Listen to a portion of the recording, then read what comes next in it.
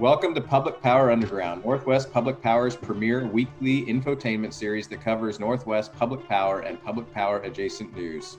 Our series began as an awkward forced fun time for the power department 47 weeks ago when we altered our work arrangements at the start of an ongoing pandemic. It has evolved into a forum to chat with public power professionals about niche topics that are entertaining to an extremely small group of electric utility enthusiasts. And if you're listening to this, that means you.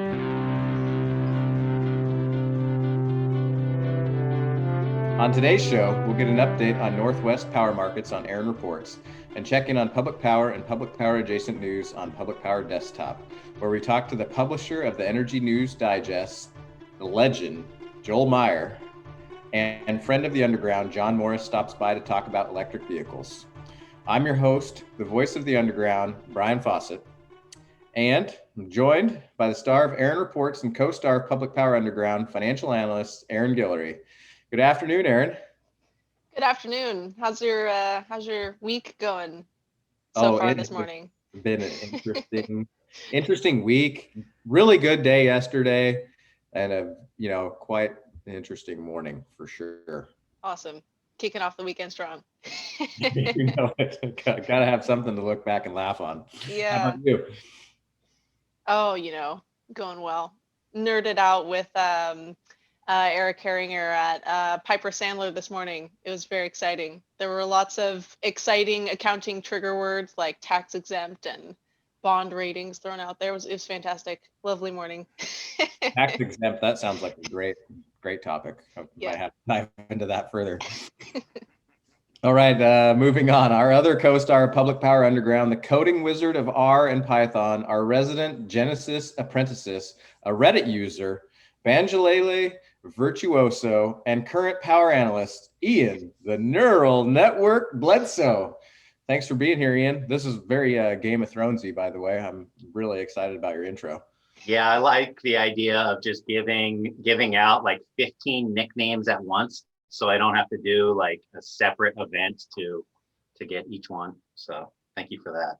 I thought about throwing Breaker of Chains in there, but didn't flow.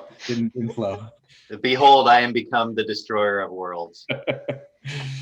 Okay, lastly, the executive producer of Public Power Underground and manager of the power department, Paul Dockery. How's the executive doing today? I'm doing good. I really leaned into the executive producer role this week. I was very busy on other things, including performance reviews for some people, and we got a puppy. So didn't have as much time for the lead writing responsibilities, and I got to share that responsibility around and very much leaned into the executive producer role. I apologize in advance for my lead. I love it. It's going to be great. I have a lot of faith in you and Arin and Ian to carry the weight when I'm distracted. Is the puppy going to make an appearance today, or we save it? I'm really hoping for some puppy content on Public Power Underground shortly, but the puppy's currently at the vet getting checked out, so not in the building. We might have to have like a puppy-based episode. I know Ian has a recent puppy as well, so. I believe, Ian, your puppy is also at the vet? Yeah. Yep. It'd be really cute if it was the same vet and they were meeting for the first time, but I believe they're probably different vets. It's different vets, yeah.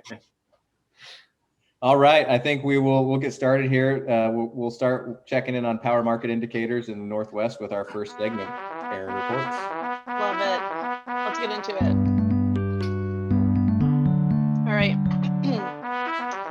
This is Arin Reports, built to take a few minutes to cover Northwest market indicators for February 11th, 2021. I'm Arin Guillory, and I've got your market update for the week. April-September flows of the Dows are expected to be at 96% of normal, up 0.16% from last week. We're back with more DAM reporting this week. Midday outflows of the Dows were 174.20 KCFS, taking the 84 east, scaling north to Grand Coulee Dam. Midday elevation was 1280 feet, and outflow was 144.80 KCFS yesterday midday.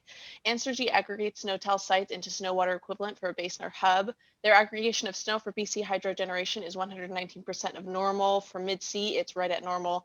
And aggregating all the snow in the Columbia River Basin that'll flow through Bonneville Dam They estimate there's an 87% chance or 87% of normal snow blanket. Mid-sea power settled at night around 25.99 per megawatt hour. Daylight brought 32.43, high 43, low 19.5 this week. Lowest came from on-peak power pricing.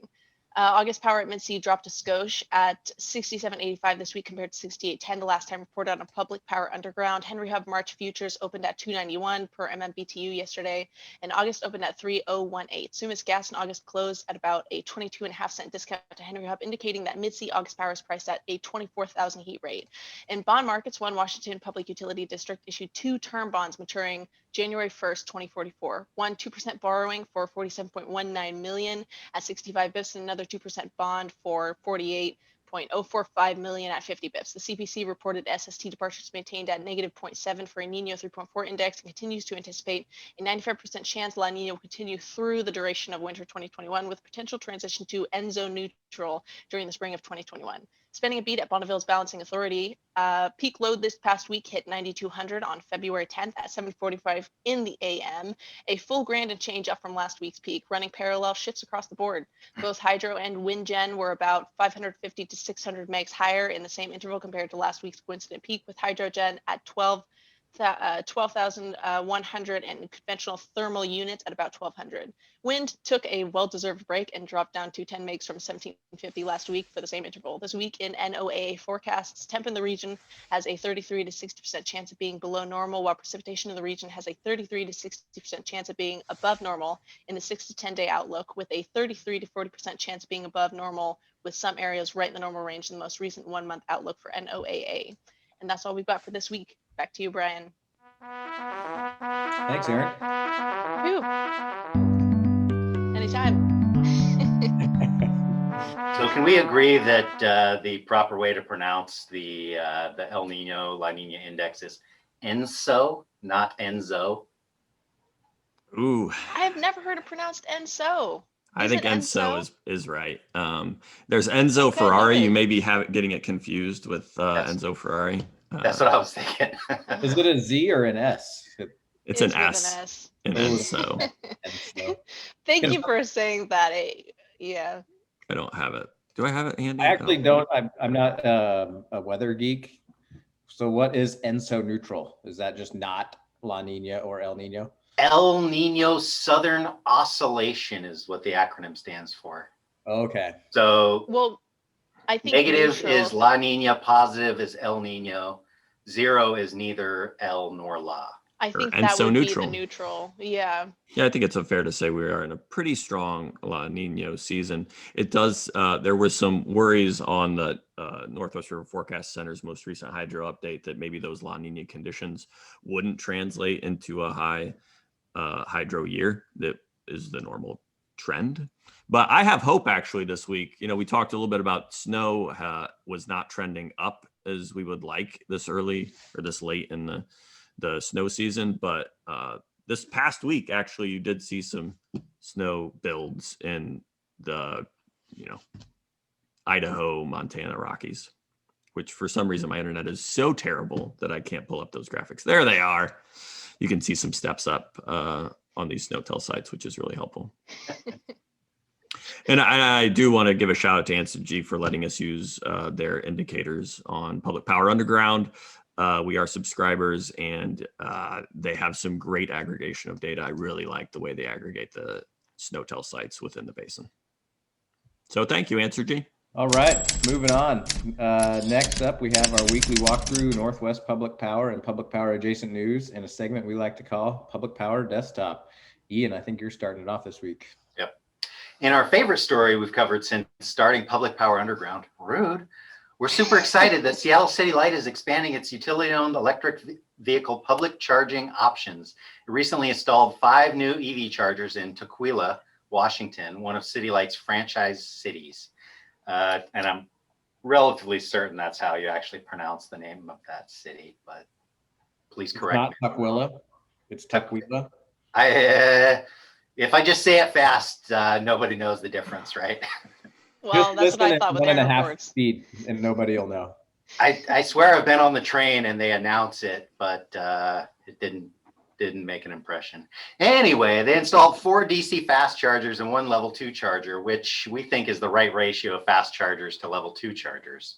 The only recommendation our tiny little rural utility would have for our big sister up north is that they should incorporate some charging speed fees into the EV charging rates.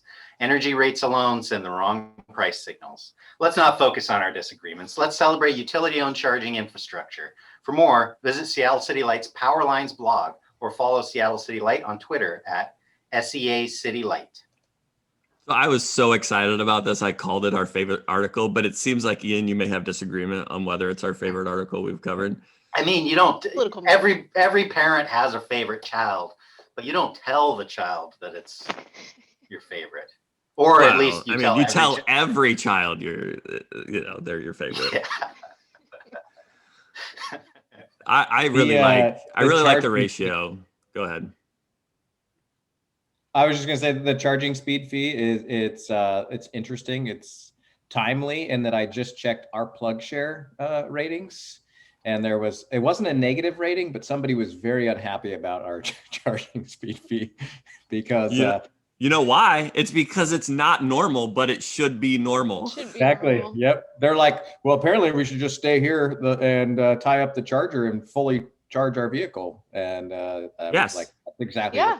Yes, that is the price signal I am sending to you. If it's worth the $4 to you to go faster, then use the fast one. If it's not, use the slower one. That is it. That is the exact thing I'm trying to communicate. I really like the concept of like a lot more DC fast chargers than level 2 chargers. I think I am not shy about sharing my position that a level 2 charger is nothing but a payment kiosk and an extension cord. So a DC fast charger is actually something different. Staying on the EV charging front, a recent study by MIT called Personal Vehicle Electrification and Charging Solutions for High Energy Days offers some insight into ideal placement of charging stations to encourage electric vehicle adoption. Researchers use survey and GPS data to determine high impact areas for charger installations. For more, check out the EV section of publicpower.org. Any insights that you have gleaned from that? Are schools a good place to do it? They talked about like along residential roadways as being a good place, which wasn't really explained, but basically they're just using GPS data and survey results to justify that. So I actually really that they were. Go ahead. Ian. I was thinking that they were talking about like residential areas where at-home if you don't have a garage, you need a charger on the street. I was wondering about that too, which is a great application for a plug pass style situation. Yeah, that's I actually really do agree with the concept that residential street charging is one of the high value places to put chargers, specifically just outlets.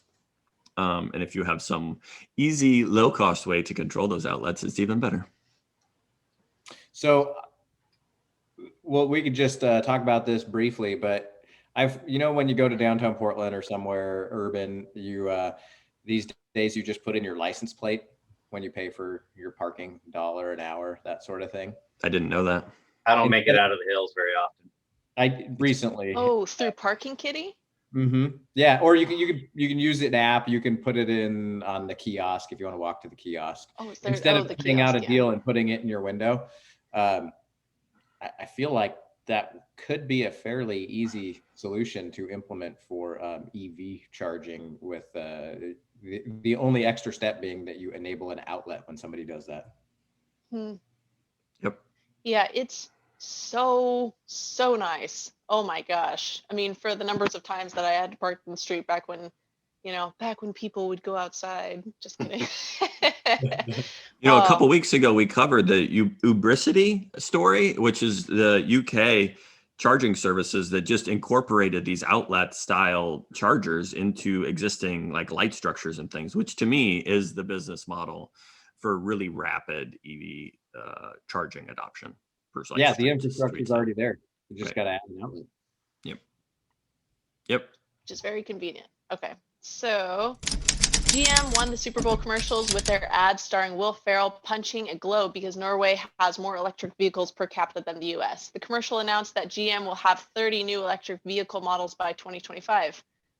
To learn more from an in-the-know industry expert, we invited D&R's John Morris to join us to talk about what vehicle manufacturers have in store for electric vehicle enthusiasts like us. Hey, John, welcome to Public Power Underground. Hey, Paul, it's great to be here today. I've been watching a lot of your episodes. You guys are doing great work, and it's a real honor for me to be part of the discussion today. I always thought, when are they going to do some type of podcast about energy? And you guys did it, and I'm a big fan. You know, there are other podcasts about energy. We're really trying to hit, like, it's a super geeky niche of like power departments, right? Like it's all these like really intense topics about Bonneville and resource adequacy. So we think we have like this segment of like people that we like, which are people like you, electric vehicles, right in our wheelhouse. I love electric vehicle rate design. And you've helped us on that front before, but would love today to talk about GM's commercial. The Super Bowl was this past weekend. They did this big promotion with Will Ferrell saying like GM's coming out with 30 new vehicles by 2025. Got me thinking about what are other vehicle manufacturers doing. So wanted to get your take on what the OEMs are doing. Yeah, I think Will Ferrell, I wish I had seen that ad in 2018, to be perfectly honest with you. But I'm a huge Will Ferrell fan. And when I saw the ad, I was like, oh, this is the ad I've been waiting for. And certainly someone with his kind of star power, Cadillac, you know, that iconic brand, and being electric, it's a game changer. It is, absolutely. I don't know if you watch a lot of Netflix, but early in the pandemic, there was this Will Ferrell Eurovision song competition. So in my heart, like the Icelandic and Norwegian, whatever that part of the world is called, maybe I'll edit this out in post, and Will Ferrell, like, is just emotionally connected to this time. So he felt like the perfect person to sail across the sea and take on Norway. It was awesome. And now, just so you know, and your listeners know, Norway has responded with Audi, and there are 2 follow-up advertisements that are hilarious. And it's just a great kind of dialogue between US of A and Norway. And so it's fun, it's entertaining, it definitely raises awareness, and that's always a good thing. Yeah, so we heard what Cadillac's doing. They're going to be rolling out some cars, and GM more broadly. What are other people doing? What else can you tell us about what's going on with OEMs? Yeah, it's kind of like who's not doing anything at this point. I wanted to acknowledge that the Electric Drive Transportation Association, which is a national EV association, came out with a really good kind of timeline and map for where the OEMs are and where they're going to be by 2030. And I would say GM, most notably, even with the logo change, which they recently launched, I think 2 or 3 weeks ago. So it actually looks like a plug. They plan to have more than 20 new battery electric vehicles by 2023. Oh, wow. And so that's again, a seismic shift in the OEM space. And I think they're all watching Tesla and have seen the incredible rise of that company. I think they're now valued at a higher valuation rate than Toyota today. And it's like, now it's catch-up time, and they've got a lot of work to do. But I think it is not a point where the OEMs are going to go back. So we've seen the EV industry kind of with fits and starts, if you will, where we thought, oh, this year it's going to happen, or the next 1 or 2 years it's going to happen. But with the announcements made from Ford, they're investing $11 billion in electrified vehicle products globally by 2022. And they're working to electrify their most popular vehicle, the Ford F-150.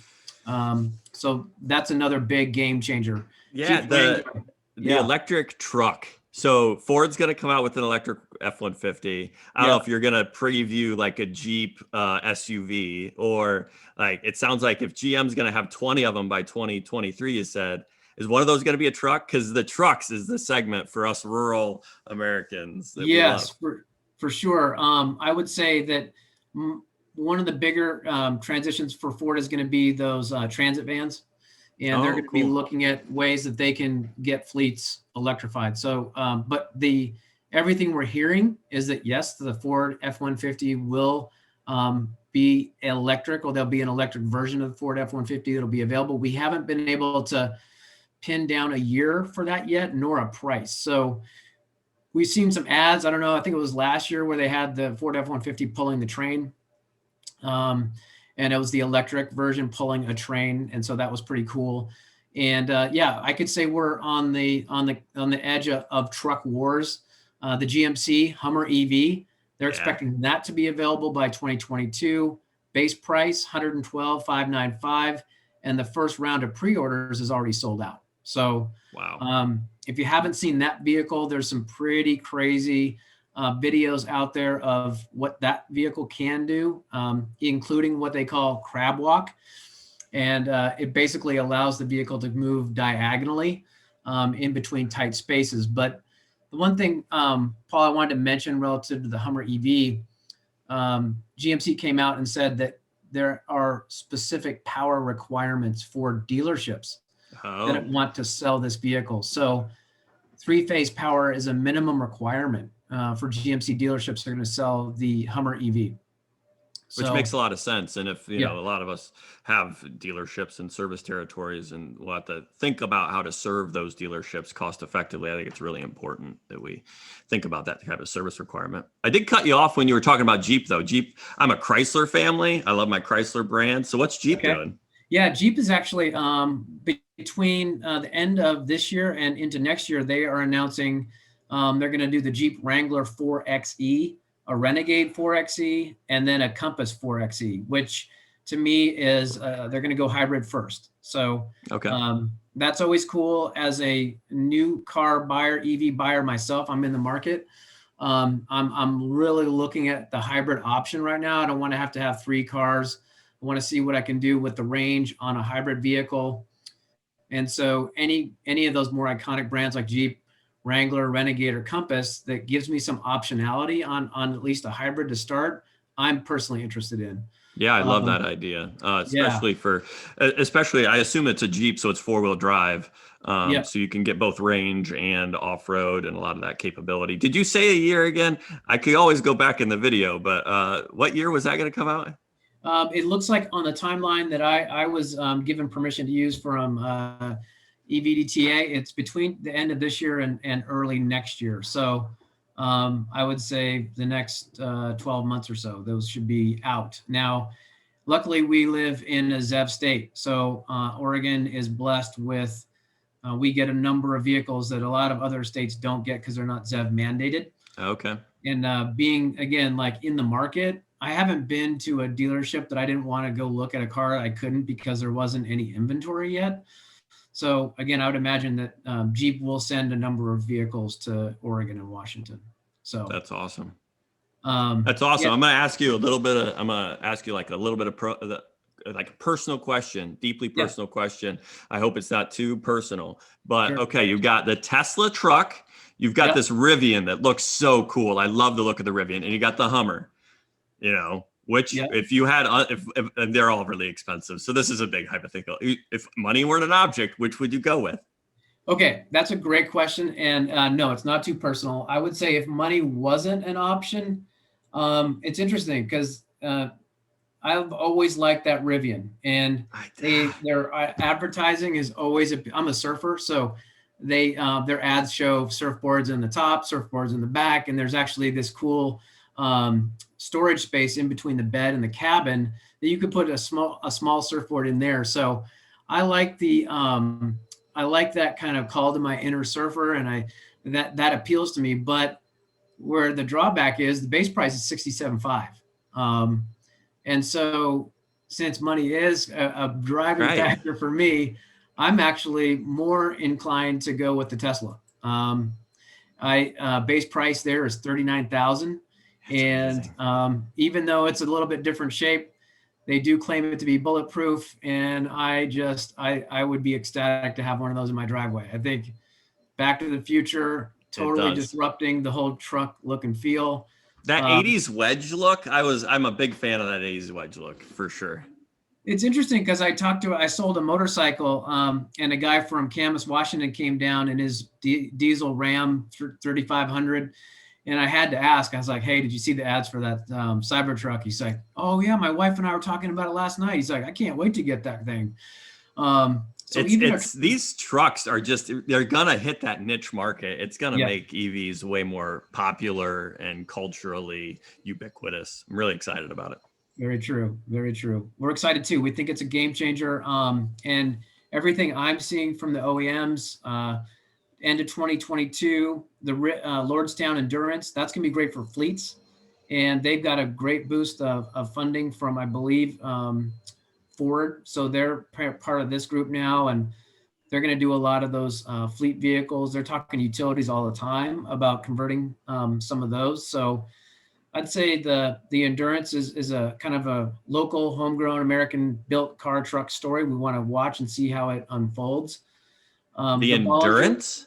Yep, Lordstown Endurance. That's awesome. Okay. Base price $52,500, not bad. Yeah. But for a fleet truck, for sure. Yeah. Yeah, and it looks more like that traditional kind of truck look and feel. The Bollinger, really, really cool design, great shape. But again, we keep getting pushed back on when it's going to be available in the market. Base price on the Bollinger is $125K, and they're taking orders. So I guess that's a good sign, but I'm still wait and see mode on when those will actually be ready for the masses. So yeah, really cool stuff going on in electric vehicles. I really want to have you back. We can talk about some more of this again. Last question though. Yeah. What are your odds that the Rivian actually gets made? I'm bullish on the Hummer because it's back to its GM brand. The Ford F-150 I think is inevitable. The Tesla Cybertruck I'm pretty bullish on. The Rivian is like, is it actually going to come? It looks really cool. I love their marketing. What's your odds? Or are you not allowed to say? You don't have to say. You could just, you don't have to say. I'm bullish. I'm very confident they're going to come out. I think it's a matter of, again, what space they focus on first. With Amazon being a big funder of Rivian, that gave me the confidence that, that Rivian's real. I would hedge my bets on, again, maybe more commercial sales before they go mass market, kind of work out some of the kinks, et cetera. But I would say my top, and actually Tesla just announced they're having to push back the Cybertruck launch date due to some battery material issues. So that one is, again, going to get pushed back a little bit further out, unfortunately. But I would say I'm probably, again, most bullish on going to market and market ready for Tesla. Again, they've been doing this type of electric vehicle mass market production for longer. So that gives me the confidence there. The one I don't have much faith in right now is the Nikola. I think that one's got a long way to go, and I wouldn't bet on hydrogen at this point. So, but let's talk again about heavy duty trucking. That is really something I think rural electric co-ops would love to get a piece of. Yeah, that could be a game changer for electric service and trying to think through transport sectors and transport routes. That's a big one. If you have a transport route through your territory and you can get an electric semi going through, you're talking about megawatts per charge. It's more to charge the truck than it is to charge the Frito-Lay plant that the potato chips were made in that the truck's carrying. So huge opportunities for utilities that want to grow a little bit and maximize the grid.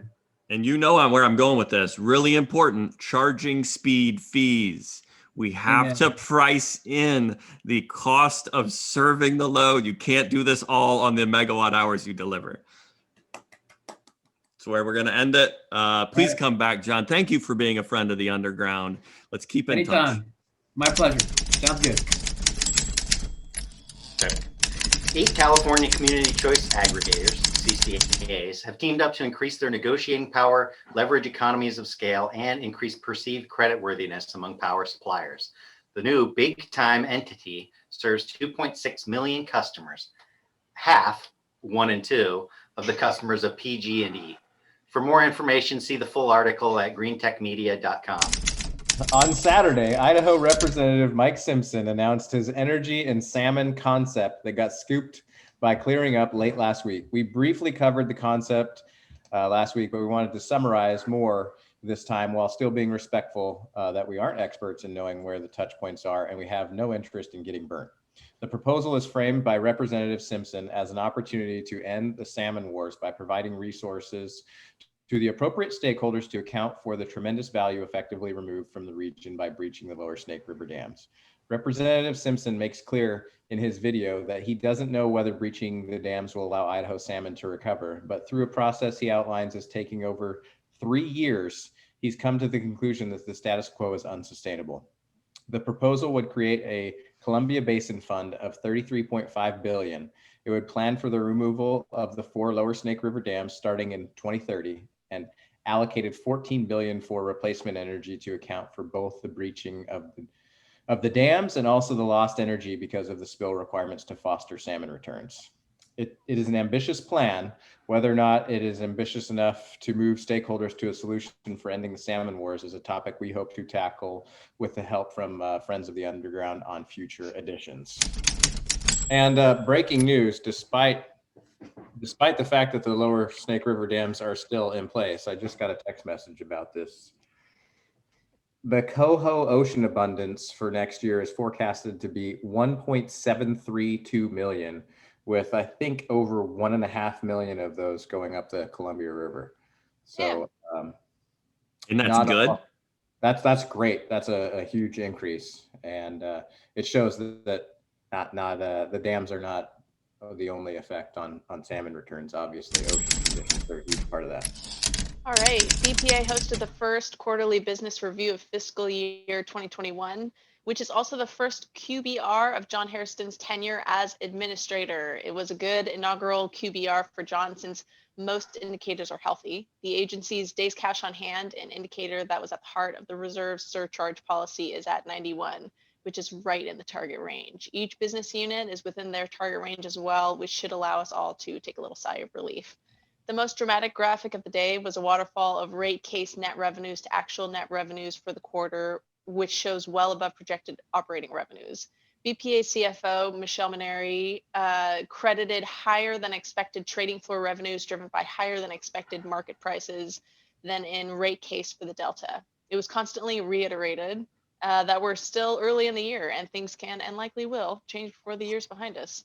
Michelle touched on IPR2 briefly and mentioned we should expect an agenda shortly with the first session in mid-March. Fitch revised its rating outlook from negative to stable, and the technical workshop that's a follow-up to the QBR is scheduled for February 16th. The meeting concluded in 36 minutes, which may have been shorter than this debrief, and around 90 participants were on the webinar.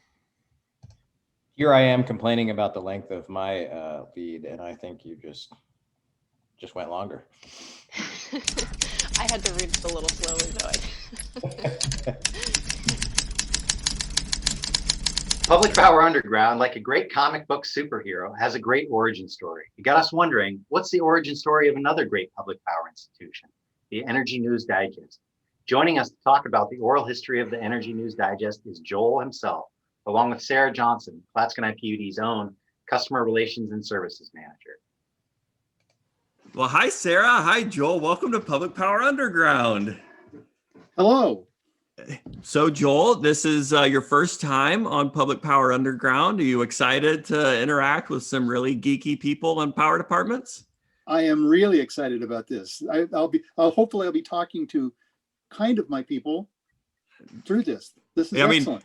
And what I've learned is we're all your people. We're all like good recipients of Joel's insights. And Sarah, you're back. I don't know that I've published broadly any of the episodes you were in. You were an early adopter of Public Power Underground and an early guest. So welcome back. That's right. We tested it out to begin with. We've gotten it honed in now. So I'm excited to be back on one of the new podcast editions. And thrilled that we have an award-winning communicator, Joel, with us and a good friend of mine. So it's always nice to see Joel. Yeah, I mean, it's really heartwarming for me, an amateur at all things communication, to have two like seasoned, awarded professionals on with us. So thank you for joining. Very happy to.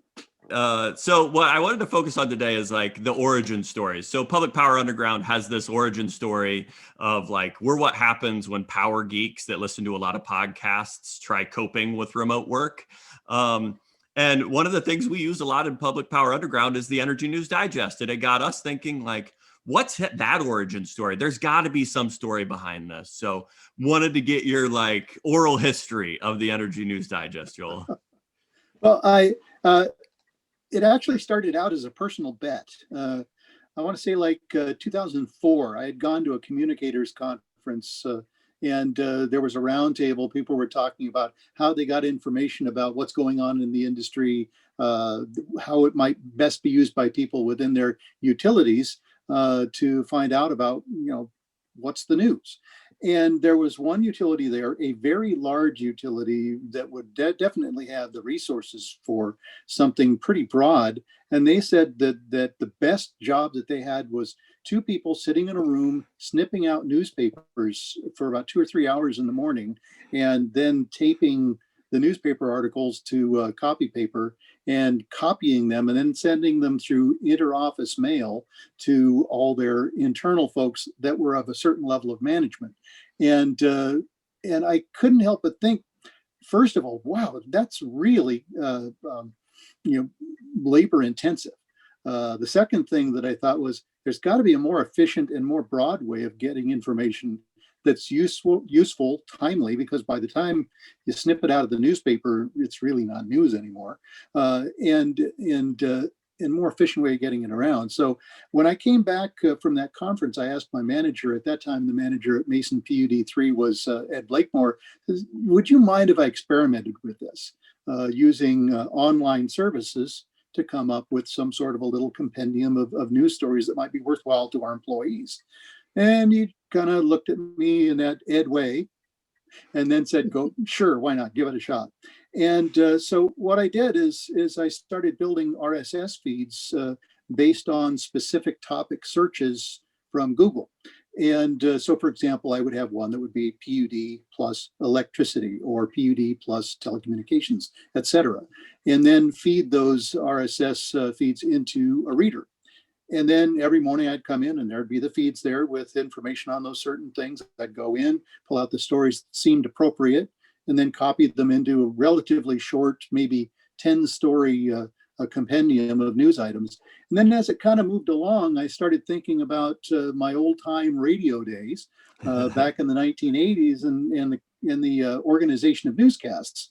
And it was basically find your topic areas, fill those topic areas with stories of interest, and then structure them in a hierarchy. And so as the News Digest started evolving, the first official edition was in 2005, people in our utility started releasing it into the wild. Basically, hey, I thought you might be interested in this story from this and that. And I started getting people asking to be added to the list. And as of now, there are about 629 subscribers. And Wow.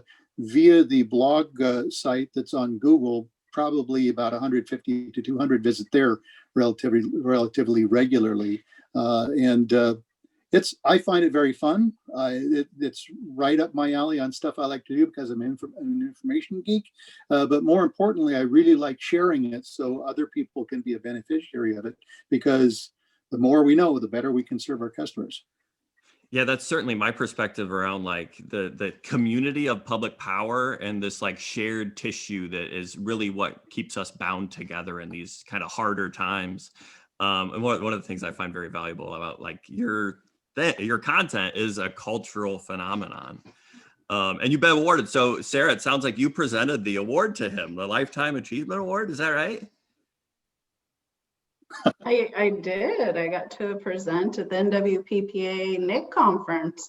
A very special award to Joel. And I can attest what a difference his News Digest made in my world, because I started in the industry in 2003 at West Oregon and was putting articles together for our board packet. And being able to share Joel's News Digest with the board directors was so much easier. So he has definitely made my life easier over the years. Yeah, it's one of the That's very things kind of you. And one of Yeah, it's one of the things I wanted Go to ahead. interject is how valuable it is for smaller utilities like Clatskanie or West Oregon Electric, because we don't have resources to go have this like dedicated person. None of us would have ever probably dedicated 2 people to clip, but it's so valuable for smaller utilities to get some, all of the news in one space. Yeah, I'd like to also draw a distinction here also is that what the News Digest is and what the News Digest isn't. I mean, first of all, it's a compendium of stories and does not draw things like a really deep insight on news stories or commentary or things like that, because there are other publications out there such as Clearing Up and what Energy News Data does does take that deep dive and gives people who want to subscribe to those services that insight that is much deeper than just taking a look at a news article online. And so just basically the lay of the land, what's going out there on that certain day is what I'm interested in. And that and plus, of course, the song of the day. Yeah, of course, the song of the day. So one of the things, favorites. Absolutely. So one of the things we do in our in-between segments of our Public Power Desktop segment, we have like the typewriter clicking. And it sounds like back in your day, you had teletypers clipping. What's a teletype?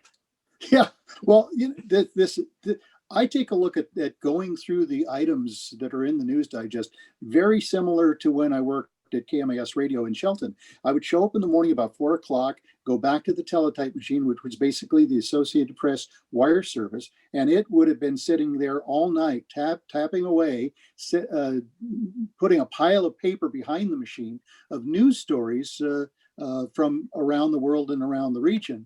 And so I would go back there with my metal ruler and stand over that thing and just start pulling the paper and ripping off the stories I thought were of interest to our local listeners, and then of course stories that didn't even matter to them. And by the end of the ripping of the wire, which was probably about half an hour's work, I would know, okay, these are the stories I'm going to cover today, or I would localize these stories, make them of interest locally, and these are the ones I'm not even going to play around with. And this is kind of the same thing in my mind is when I sit down to put together the Energy News Digest, the electrical version of ripping the wire or getting the news stories, similar to back in those days. And every time I hear a teletype machine in an old movie or something like that, I just have these flashback memories of the smell of the ink and the dust of the white or the yellow pulp paper on which all this stuff was printed. I love it. Well, that was a really great oral history. I'm really glad to have had you on and to talk about that. We are avid subscribers to the Energy News Digest. We'd love to get in there at some point. So you think you can work this in? You think you can push out some Public Power Underground? Clatskanie PUD has a podcast. And I've got some ideas on that. So let's talk offline and see what I can do to help you out. We'll work with our communicator, Sarah, to make sure it's done correctly. Sound good, Sarah? That sounds great. I can send you the news release I sent Brenda that will be in the NWPPA online. That would be awesome because that's an excellent way of getting industry news into the News Digest. Yes. Perfect. Well, we'll work with you. And thank you, Sarah, for being our advocate. We appreciate it in the Power Department. So thank you both for joining us. Thanks for being friends of the Underground. And we'll talk to you again. Great, thank you. Last month's Genesis FCRPS forecast for January was 10,422 average megawatts, and the actuals came in at 9,516, a forecast error of 10%. Our power analyst, along with several other nicknames, Ian Bledsoe, is sharing his screen right now for those of you tuning in on YouTube. February is up 12% to 11,984 from 10,654. March also up 12% from 8,052 to 8,989. April up 3% from 6,985 to 7,224. May up 3% from 9,392 to 9,668. June up 3% from 10,810 to 11,113. July is up 5% from 10,336 to 10,893. August is up 3% from 7,921 to 8,150. September is practically unchanged. Went to 5,918 from 5,899 last month. And power analyst confidence is at an all-time low. We'll check back next month when hopefully power analyst confidence will have improved. Ian, I just want to say it looks way less cool when you put the graphs in a Word document than when you post them in R with Genesis running. So executive producer here providing the feedback that we need some more pizzazz that Genesis provides in R. Yeah, well, Just saying. got it. Okay. I think we have one more. What do you got? Yep, here we go. Friend of the Underground, Matt Shretnick, passed along this story last week. Instead of trying to summarize, we're just going to have to read portions verbatim. It's too good to paraphrase. The title of the Clackamas County Sheriff's Office arrest filing is, direct quote, "Not good. Drunk, suspended felon in Jetta, full of beer cans, backs into patrol car during stop, blows 8.22, arrested on DUII, cocaine, firearm charges." A portion of the report reads, as the deputy walked up to contact the driver, the deputy called out to the driver to turn off his car. The driver didn't respond. Instead, the Jetta rolled back about 25 feet, only coming to a stop when it hit the front of the patrol car. Then, quote, "A search of the vehicle revealed the following. The Busch Light can in the cup holder was half full. The Jetta interior was filled with several empty beer cans. There was a baggie in the center console containing cocaine." We don't need to make any of this up because it goes on. Mr. Cannon, the driver, performed a field sobriety test. When asked how he thought he did, Mr. Cannon responded, "Not good." Then later provided a breath sample measuring 0.22% blood alcohol concentration. That's BAC. We promise that Public Power Underground isn't turning into a Florida Man blog, but shoot, sometimes you got to enjoy the humor of real life stories. So when I first read this story and this lead, I thought it was straight from the script of The Hangover 3. Am I the only one? It was, good catch. Fun one to end it on. So that's all the news we're covering this week. Send us any news, jobs, questions, opinions, or corrections to Paul on Twitter @thepowermanager. Or if you're a friend of the Underground, send any of us a note. Any corrections from last week, Paul?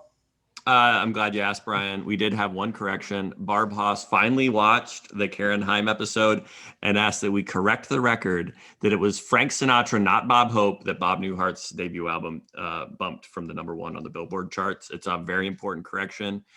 Thank you, Barb, for letting us know. I also wanted to correct the record earlier in this episode with my interview with John Morris. I incorrectly and awkwardly handled referring to Iceland and Norway in that region. I was going for Scandinavian nations. I should have properly referred to them as Nordic. It was awkward. I am correcting the record, and Public Power Underground regrets the error. Well, thank you for the candor and correction, Paul. Public Power Underground is a multimedia empire. Not only can you find us on our YouTube channel, you can also subscribe, rate, comment, and listen to your favorite performative pandemic public power series through your favorite podcast app. And guess what? You can sign up for an unintrusive newsletter to get notified directly in your inbox when new episodes are published by signing up on Substack at publicpowerunderground.substack.com. Franklin PUD's Brian Johnson asked for a title change to the promotion consultant. Public Power Underground agreed, as long as he is aware he's going to have to do the same work without any pay change, which is to say, without any pay. Thank you for forwarding the emails along. If you, like Brian, forwarded the show along to Public Power peers last week, trust us, they loved it. Forward it along again. You wouldn't want them missing out on this great content. If you would like to be removed as a friend of the Underground, you can send Paul an email with the subject line, "Not really my thing." That's the subject line. Not really my thing, to Paul Dockery to be removed from the distribution list for the Friends of the Underground. Thanks for tuning in. Public Power Underground is presented by PlugPass. PlugPass is an electric vehicle charging program designed by and for commuters. Utility-owned electric vehicle charging infrastructure is where it's at.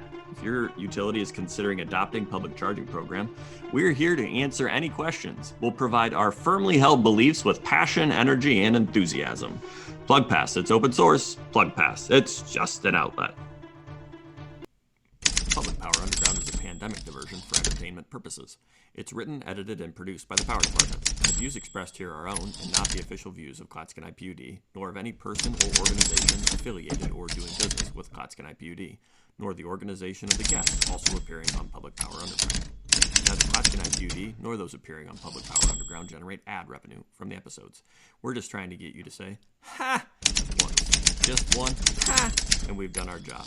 And you should hop on that podcast app, give us a 5-star rating, and a glowing review. Let's get some more 5-star ratings, folks. Public Power Underground for electric utility enthusiasts. Public Power Underground, it's worth to watch.